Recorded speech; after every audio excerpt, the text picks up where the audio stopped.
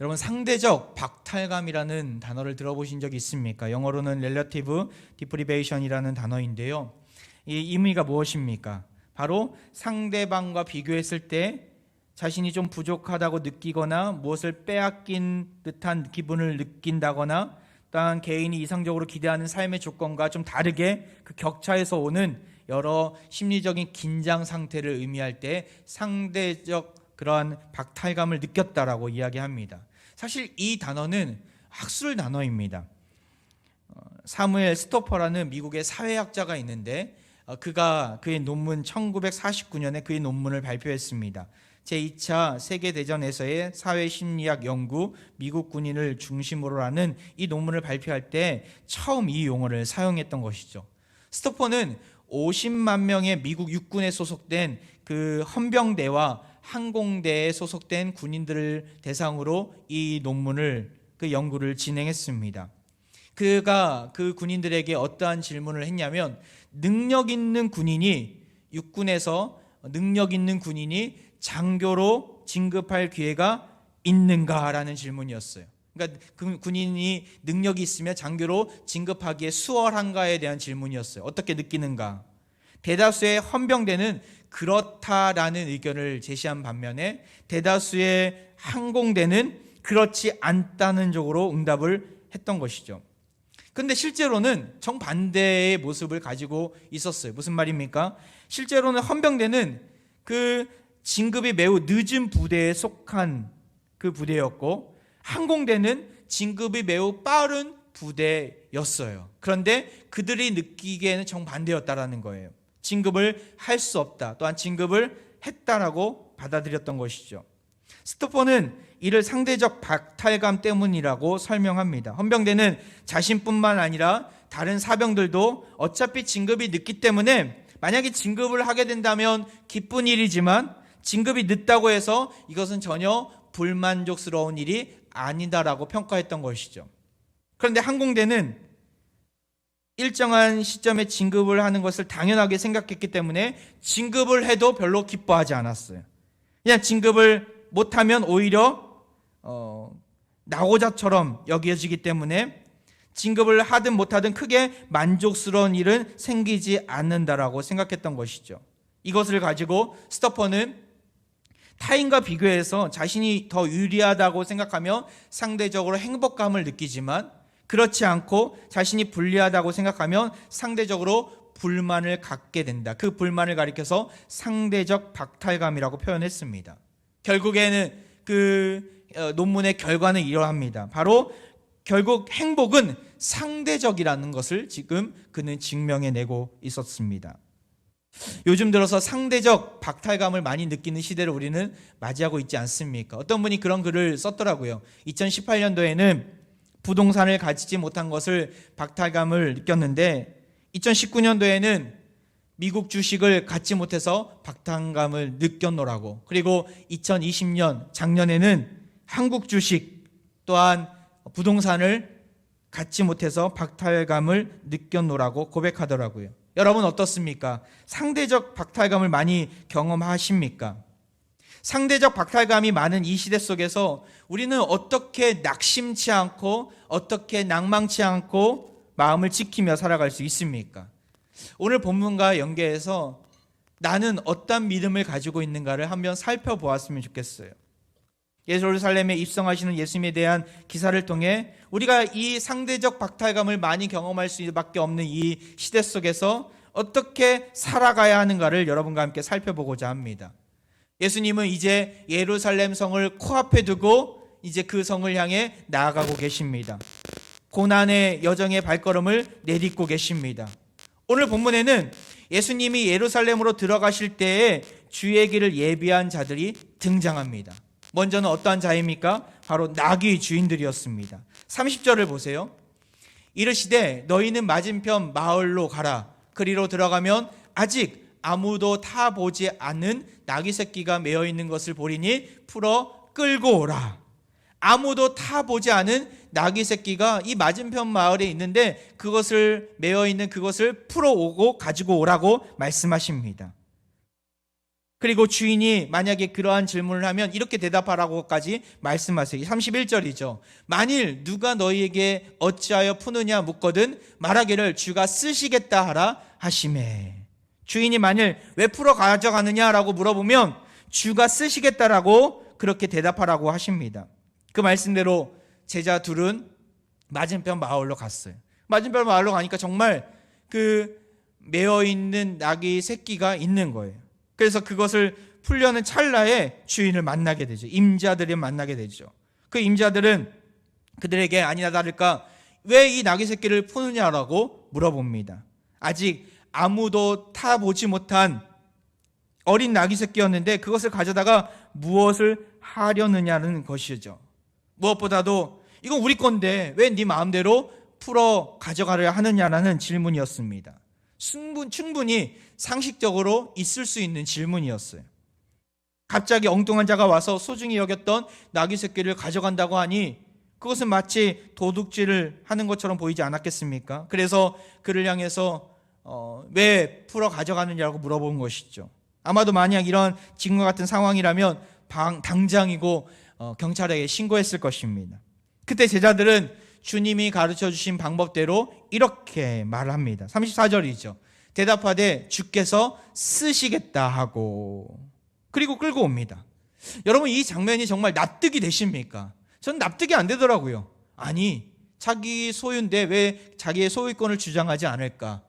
또한 그 주께서 쓰시겠다 말만 듣고 또 나귀 새끼를 가지고 오는 제자들이나 다 모두가 이해가 안 되더라고요.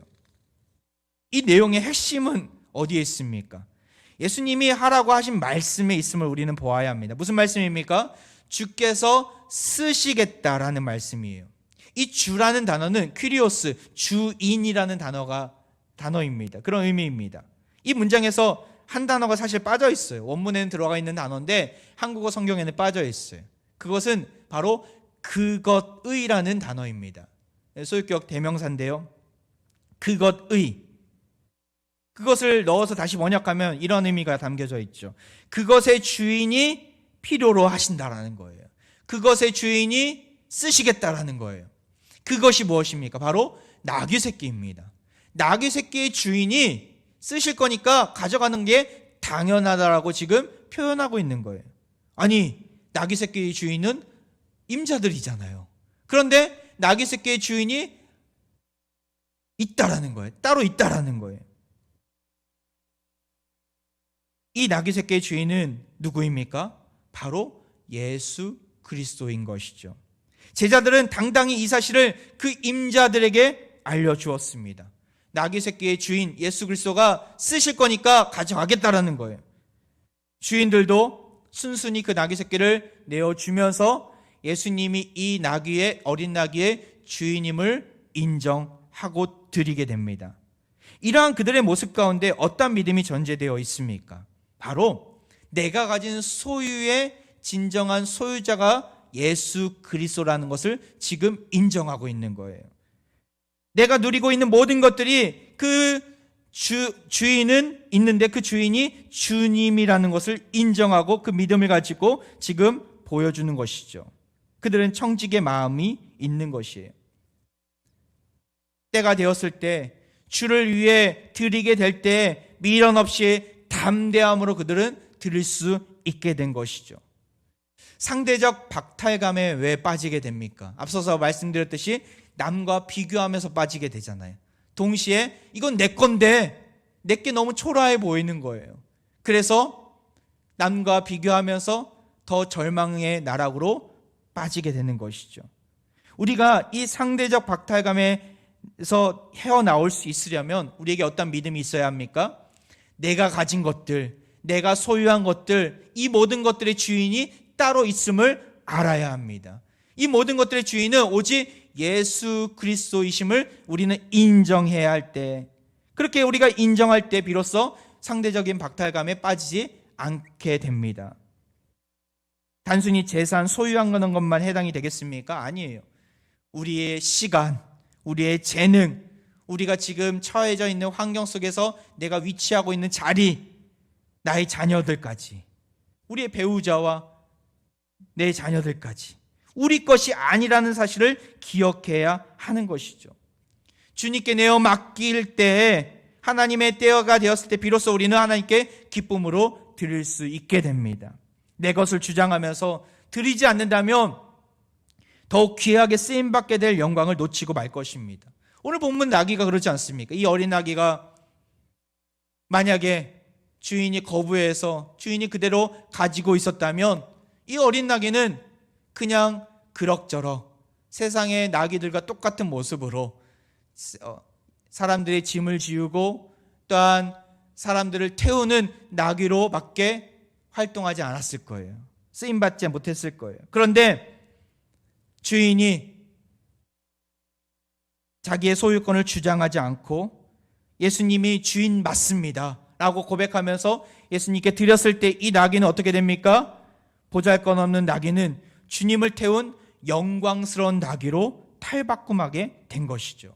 주님이 걸어가신 그 영광스러운 십자가의 길에 이 나귀가 쓰임받게 되었다라는 거예요. 주님이 쓰시겠다고 하면 우리는 뭐라고 고백해야 합니까? 주님, 이거 내 겁니다. 이거는 안 됩니다 라고 고백해야 합니까? 아니에요. 감사합니다. 나를 불러주셔서 감사하고 내 보잘것없는 것들을 사용해 주셔서 감사합니다. 마음껏 사용하여 주옵소서. 기쁜 마음으로 드릴 수 있어야 합니다. 물질도 마찬가지. 많다고 드릴 수 있습니까? 아니더라고요. 많다고 드릴 수 있는 게 아니더라고요. 믿음으로 드릴 수 있는 것이죠. 내 것이 아닙니다. 주님 거 맞습니다. 주님 앞에 다시 드립니다. 시간과 재능, 자녀, 우리가 가진 모든 것들은 맡겨주신 것입니다. 성실하게 이 땅에서 우리가 성실하게 잘 감당하고 잘 소유하다가 잘 다스리고 또한 잘 사용하다가 선용하다가 주님이 필요하다고 했을 때 우리는 마음껏 드릴 수 있어야 합니다. 우리가 믿음으로 드렸을 때 하나님은 더욱더 영광스러운 일에 더욱더 아름답고 하나님 나라가 확장되는 일에 사용해 주실 것입니다. 주님의 손에 붙들림만 된다면 더욱더 귀하게 쓰임받을 수 있어요. 주님께서 올 한 해 우리가 시작하는 이 시기 속에서 무엇을 요청하고 계십니까? 물질을 요청하고 계십니까? 또 어떤 분들에게는 시간을 요청하실 수도 있어요. 어떤 분들에게는 우리가 가진 달란트를 요청하실 수도 있어요. 어떤 분들에게는 은사를 요청하실 수 있어요. 가르치는 은사, 기도의 은사, 또한 찬양의 은사, 섬김의 은사, 여러 은사들을 우리에게 요청하실 수도 있어요. 최근에 폭설이 내렸잖아요. 그래서 새벽 기도에 나오신 묵묵히 그 기도의 자리를 지키시는 분들이 염려가 되더라고요. 야, 눈이 이렇게 많이 내렸는데 이분들이 오시다가 미끄러지는 건 아닐까, 또한 차 사고 나는 건 아닐까 걱정이 되더라고요. 그래서 폭설이 내릴 때 이분들한테 연락을 할까 말까 그냥 고민하다가 눈이 이렇게 많이 내리는데 오지 않으시겠지라고 했는데 아니다 다를까 이분들이 오신 거예요. 그래서 기도의 자리를 묵묵히 지키고 계시더라고요. 그분들을 보면서 기도의 은사를 가지고 하나님과의 만남의 자리로 꿋꿋이 그 자리를 지키시는 분들이 참 대단해 보였습니다. 우리가 가지고 있는 은사를 주님께서 요청하실 때 우리는 마음껏 내어드릴 수 있어야 합니다. 시간을 내어드릴 수 있어야 합니다. 물질을 내어드릴 수 있어야 합니다. 그러할 때 하나님은 우리를 통하여 하나님 나라가 확장되어 가는 일에, 우리를 통하여 영광스러운 일에 사용해 주실 것입니다. 하나님의 일을 놀랍게 펼쳐 주실 것입니다. 어떤 분들은 다른 건 다 돼도 이것만은 안 됩니다. 제가 할 수 있는 것은 여기까지입니다. 다른 것은 요구하지 마세요라고 혹시 이렇게 반응하고 있지는 않습니까? 우리가 드릴 때 하나님은 기쁨을 회복시켜 주세요. 역대상 29장 9절에 이런 말씀이 있어요. 백성들은 자원하여 드렸으므로 기뻐하였으니 곧 그들이 성심으로 여호와께 자원하여 드렸으므로 다윗 왕도 심히 기뻐하니라. 우리는 은혜를 받으면 기뻐하면 드릴 수 있다고 생각을 해요. 하지만 드림으로 인해서 하나님은 기쁨을 회복시켜 주십니다. 백성들이 자원하여 드렸을 때 기뻐할 수 있었고 또한 자원하여 드렸을 때 다윗 왕까지 기뻐하게 되는 일들이 일어난 것이죠. 드리면 기쁨을 주십니다. 성심으로 자원하여 드림으로 하나님께 기쁨이 된다면 우리에게도 기쁨을 주실 것입니다. 상대적인 박탈감은 왜 찾아온 것이라고 말씀드렸어요? 남들과 비교해보니 내가 너무 초라한 거예요. 내 것이라고 여기니 낙심이 찾아온 것이죠. 여기서 벗어나려면 내가 가진 것은 내 것이 아닙니다. 주님 것입니다. 우린 고백할 수 있어야 합니다. 그러할 때 주님께 우리가 가진 것을 드릴 수 있을 때 우리에게 절망이 아닌 기쁨을 선사해 주실 것입니다. 이러한 은혜가 우리 화평의 가족들에게 있기를 주의 이름으로 축원드립니다. 오늘 본문에 또 한 부류의 사람들이 나옵니다. 누구입니까? 바로 제자들이죠. 예수님의 명령대로 나귀 새끼를 끌고 왔을 때 제자들은 무슨 일을 합니까? 35절 말씀이에요. 그것을 예수께로 끌고 와서 자기들의 겉옷을 나귀 새끼 위에 걸쳐놓고 예수를 태우니, 제자들은 자신들의 겉옷을 벗어서 나귀 새끼 위에 걸쳐놓습니다. 왜 그렇습니까? 예수님을 태우게 하기 위해서, 예수님을 모시려고 자신들의 겉옷이 안장이 되어버린 것이죠. 나아가서 36절을 보세요. 또한 그들의 모습이 나옵니다. 가실 때 그들이 자기의 겉옷을 길에 펴더라. 예루살렘으로 올라가시는 예수님의 그 길 위에 그들은 무엇을 펼쳐놓습니까? 자신들의 겉옷을 펼쳐놓습니다. 예수님의 가신 길을 예비하기 위해서 자신들의 겉옷을 레드카페로 펼쳐놓은 거예요. 이 날은 사실 6월절 축제가 시작되는 날이었어요. 6월절 축제는 일주일 동안 지속되는 축제였는데 이스라엘 민족이 출애굽을 기념하는 시간들이었죠. 많은 유대인들이 로마 각지에서 이스라엘 전역에서 몰려들었어요. 예루살렘으로 나아갔죠.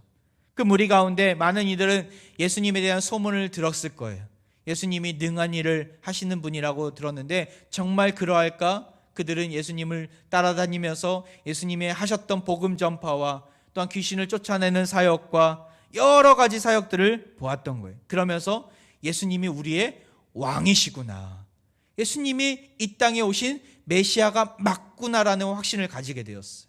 그래서 그들은 왕의 대관식, 예수님이 예루살렘으로 입성하는 그 놀라운 현장 속에서 자신의 겉옷을 내던진 거예요. 레드카페를 만들려고.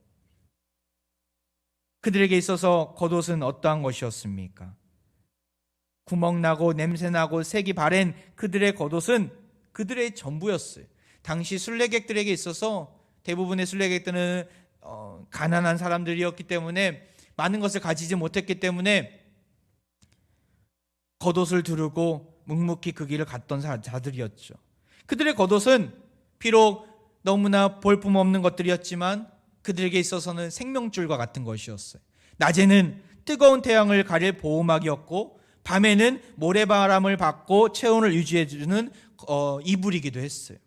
자신들의 분신과 같은 이 겉옷을 누구를 위해 지금 땅바닥에 내펼칩니까? 예수 그리스도를 위하여, 예수님을 위하여 자신의 겉옷을 나귀 위에 안장으로 만들고 또한 길 위에 레드카페로 만들어버린 것이죠. 그리고 예수님이 가신 그 길을 예비하고자 했던 것이에요. 그들은 믿음이 있었어요. 어떠한 믿음이었어요? 37절을 보세요. 이미 감난산 내리막길에 가까이 오심에 제자의 온 무리가 자기들이 본 바 모든 능한 일로 인하여 기뻐하며 큰 소리로 하나님을 찬양했다라는 거예요. 예수님이 이 땅 가운데 오셔서 베푸신 구원의 역사를 그들은 보았어요. 모든 능한 일로 인하여 기뻐했다라는 거예요. 예수님이 병자들을 치유하시고 귀신을 내쫓으시고 복음을 전파하시면서 또한 죄인들을 영접하시는 모습을 보면서 이 모든 능한 일로 인하여서 드디어 왕이 왔구나, 드디어 메시아가 왔구나라는 것을 그들은 알았고 그 하나님을 찬양하게 됩니다. 38절이요. 뭐라고 찬양합니까? 이르되 찬송하리로다 주의 이름으로 오시는 왕이여, 하늘에는 평화요 가장 높은 곳에는 영광이로다 하니. 평강의 왕으로 오신 예수님을, 찬란한 영광을 보이시는 예수님을 뭐로 여겼다는 거예요? 주의 이름으로 오시는 왕으로 여겼다라는 거예요. 그들에게는 어떠한 믿음이 있었다는 거예요? 겉옷을 내던지면서 자신의 전부를 내던지면서 예수님이 오실 길을 예배했던 그들에게는 어떠한 믿음이 있었어요? 예수 그리스도는 이 땅 가운데 왕으로 오셨음을 그들은 믿었던 것이죠. 왕이 누구입니까? 우리를 다스리시고 우리를 보호해 주시는 메시아 아닙니까?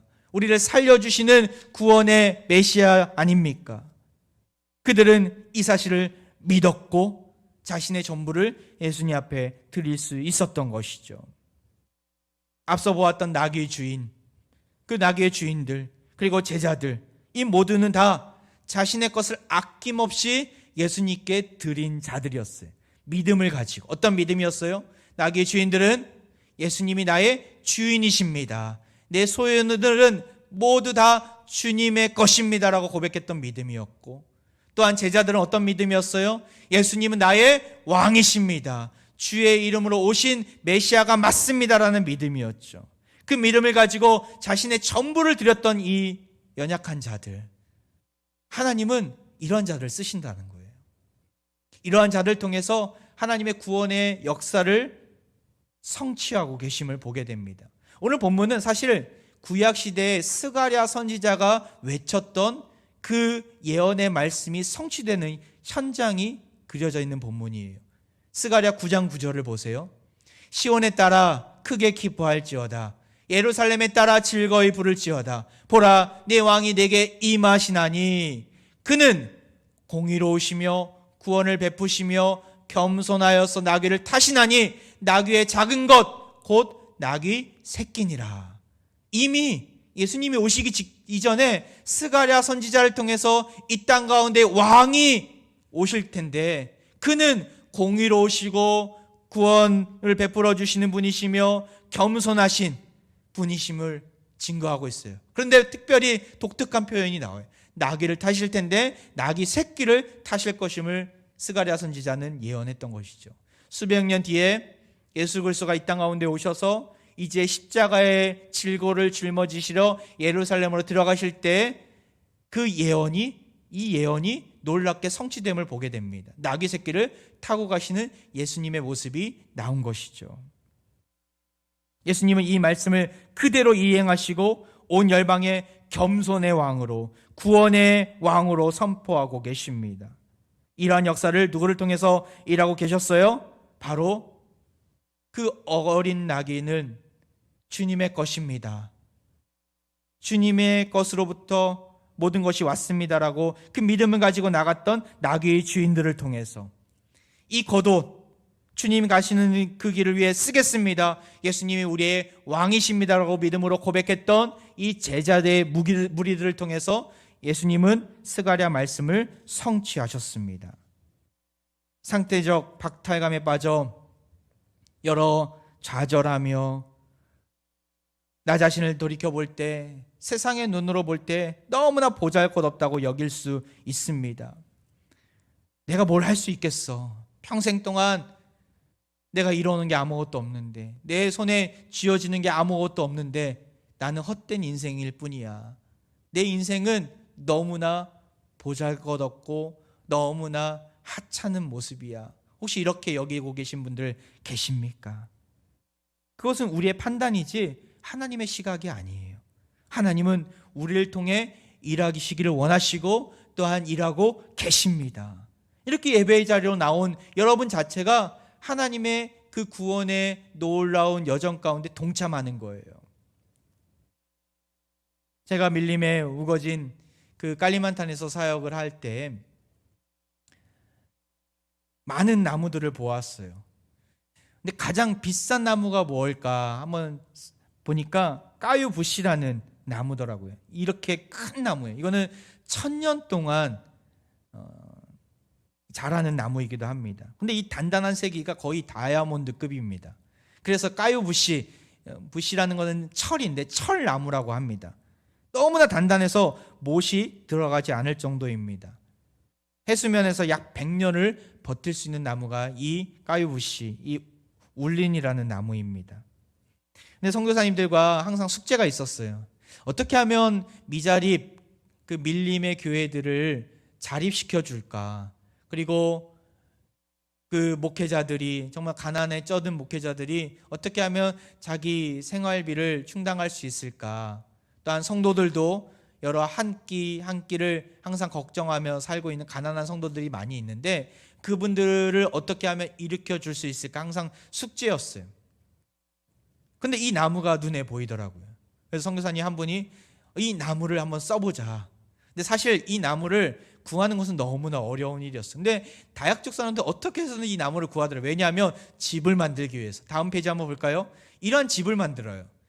그들은 맹수로부터 보호함을 받기 위해서 보호가 되는 집을 이렇게 높이 올리게 됩니다. 다육족이 추구하는 그런 그 집의 양식이에요. 건축 양식이에요. 그리고 땅이 진흙탕이 많고, 또한 모래가 많고, 또한 물이 많기 때문에 깊게 말뚝을 박아서 집을 높이 올립니다. 습기가 차오르지 않도록. 그리고 아래는 가축들을 키우는 경우가 많이 있어요. 그런데 이 집을 지을 때 어떤 나무를 쓰냐면 앞서 보았던 이 100년이 가도 썩지 않는 이 울린이라는 나무를 씁니다. 저기 보면 기둥에 박혀있는 나무들이 그 나무입니다. 그런데 이들이 건축을 하고 나서 됐습니다. 건축을 하고 나서 이 나무 짜투리를 그냥 버리더라고요. 근데 이 나무가 몇백 년 오랫동안 자랐던 나무, 아주 튼튼한 나무, 아주 좋은 나무인데 그냥 짜투리들은 쓸모가 없다는 거예요. 기둥으로도 못 쓰고 다른 어떤 것으로도 못 쓰기 때문에 버리는 거예요. 그래서 어떤 선교사님이 제안을 한 거예요. 야, 이 나무들을 모아다가, 짜투리를 모아다가 공예품을 만들면 되겠다. 그래서 한국에서 십자가 공예품을 잘 만드는 분을 초빙했어요. 그리고 그 현지인들에게 그 기술을 가르쳐 줬어요. 그래서 그 기술을 배운 현지인들이 그 나무를 가지고 무엇을 만들었냐면 이렇게 아름다운 십자가를 만들었습니다. 이 나무는 앞서 보았던 그 울린이라는 나무예요.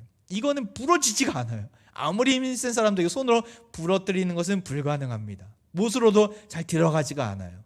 나무를 이걸 자르거나 갈 때도 아주 전기톱으로 하는데 쉽지 않습니다. 그런데 이 나무가 이렇게 아름답게 공예품으로 만들어지니까 정말 버릴 수밖에 없었던 쓰레기와 같은 이 나무가 이렇게 아름다운, 변치 않는 예수님의 사랑을 증거하는 십자가로 재탄생된 것이죠.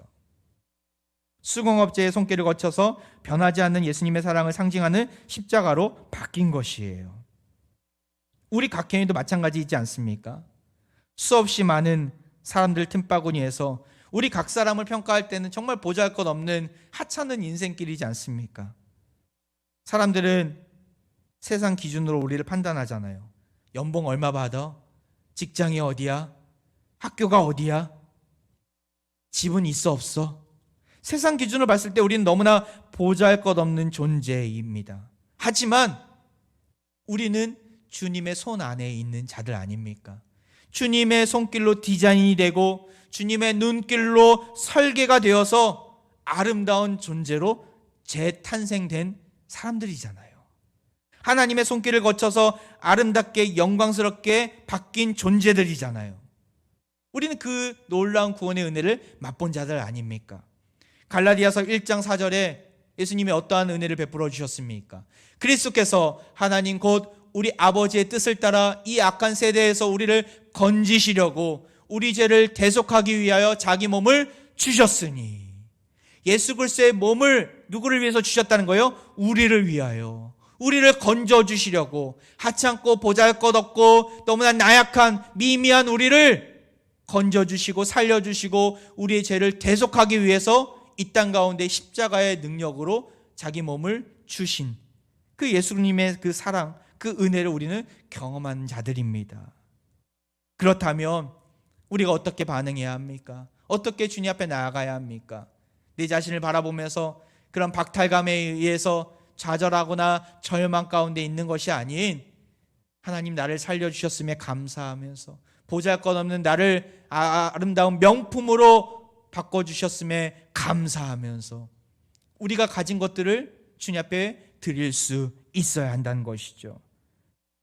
찬송가 143장에 이런 가사가 있어요. 늘 울어도 눈물로써 못 갚을 줄 알아 몸밖에 드릴 것 없어 이 몸 바칩니다. 제가 대학교 1학년 때 이 찬양을 참 많이 불렀던 기억이 나요. 나는 보잘것없고 연약한 것 투성인데 하나님께서 신학생으로 불러주셔서 여기까지 왔는데 주님 저는 드릴 게 없습니다. 이 몸밖에 없습니다. 주님 나의 몸을 받아 주옵소서. 그 기도를 항상 그 강당 꼭대기에 올라가서 밤마다 기도했던 적이 있었어요. 근데 지금 돌이켜보니까 조금씩 하나님의 영광스러운 곳에 주님의 몸된 교회를 위해 쓰고 계시더라고요. 내 몸밖에 드릴 것 없습니다 고백하니까 나의 인생을 하나님께서 쓰고 계시더라고요. 얼마나 감사한지. 내가 주님 앞에 드려야 될 것이 무엇입니까? 젊었을 때 내가 주님 앞에 온 인생을 드리겠습니다라고 고백했던 적이 있지 않습니까? 근데 아직까지 드리지 못한 것이 있다면 올 한 해 전심으로 주님 앞에 내어 맡기기를 원합니다. 내어 드리기를 원합니다. 아등바등 세상의 헛된 것을 꼭 쥐고 놓지 못하겠습니다라고 고백하는 인생이 아니라 주님, 나는 빈손뿐입니다. 주님의 나의 가진 모든 것들은 주님의 것입니다. 주님 받아 주옵소서. 주님 나를 사용하여 주시고 나의 남은 인생 하나님 나라와 하나님의 영광을 위하여 언약을 성취하는 그 자리 가운데 나를 사용하여 주옵소서. 이렇게 고백하시기를 바랍니다.